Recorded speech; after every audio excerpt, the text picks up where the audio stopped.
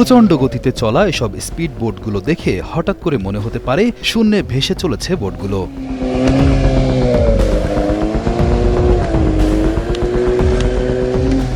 আবার কখনো কখনো নদীর ঢেউ খেলানো পানিতে লাফিয়ে লাফিয়ে এঁকে বেঁকে চলছে এসব স্পিড বোট।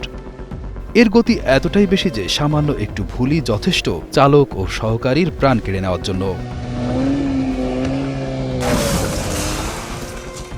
এসব বোটের স্ট্যান্ড দেখতে অনেকটাই আমাদের দেশের বাইক স্ট্যান্ডের মতো। পানির উপর দিয়ে দ্রুতগতিতে চলতে চলতে হুট করে বোটের মাথা শূন্যে উঁচিয়ে বিপজ্জনকভাবে চলতে শুরু করে এই বোটগুলো।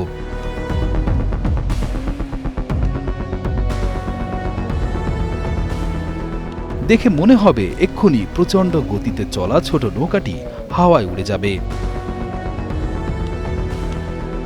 এমন একটি স্পিডবোট রাইডের সুযোগ পেলে আপনারা কাকে কাকে সাথে নিতে চান তা জানান আমাদের কমেন্টস বক্সে।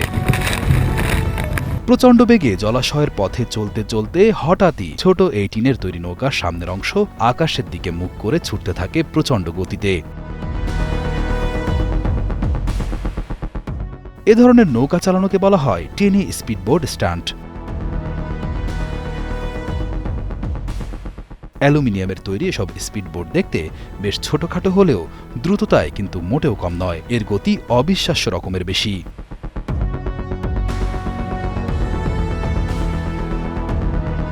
এর ৬ থেকে ৯০ অশ্বশক্তির ইঞ্জিন দ্বারা চালিত স্পিডবোটগুলো প্রতি ঘন্টায় প্রায় ৭০ থেকে ১০০ কিলোমিটার গতিতে ছুটতে সক্ষম।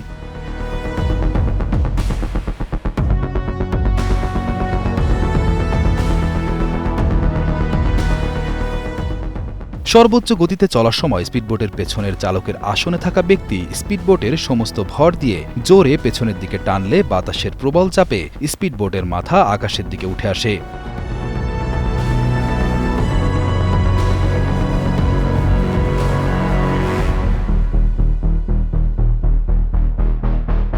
আর এই কাজকে আরও বেশি সহজ করে দেয় বিপরীতমুখী বাতাসের প্রবল চাপ।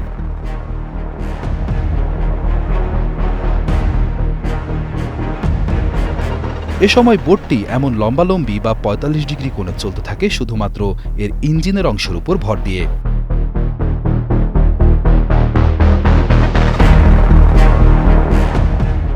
মাঝে মাঝে সম্পূর্ণ হাওয়াতেই উঠে যায় বোটগুলো। এই স্পিডবোটগুলোর চালকের আসন পেছনের দিকে থাকায় এভাবে চালানোর সময় চালক সামনের দিকে কি ঘটছে তা কোনোভাবেই দেখতে পান না।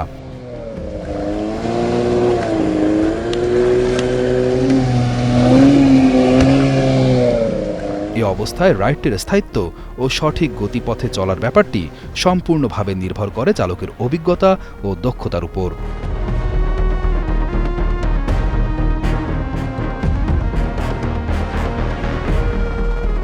এসব স্পিডবোট স্ট্যান্ড পশ্চিমা বিশ্বে যেমন ব্যাপক জনপ্রিয়, তেমনি এই বোটগুলো প্রায়ই স্টান্ট দেখাতে গিয়ে ভয়াবহ দুর্ঘটনার শিকার হয়।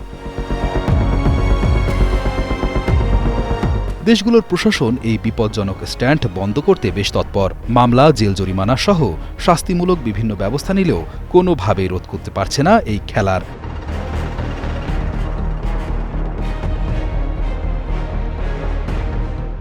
বোট স্ট্যান্ডের সময় মারাত্মক দুর্ঘটনার পরিমাণ আমেরিকা, অস্ট্রেলিয়া, রাশিয়া সহ বেশ কিছু দেশের নদীপথে এতটাই বেশি বৃদ্ধি পেয়েছে যে সে দেশের পুলিশ প্রশাসনের কাছে এখন তার রীতিমতো মাথা ব্যথার বড় কারণ হয়ে উঠেছে।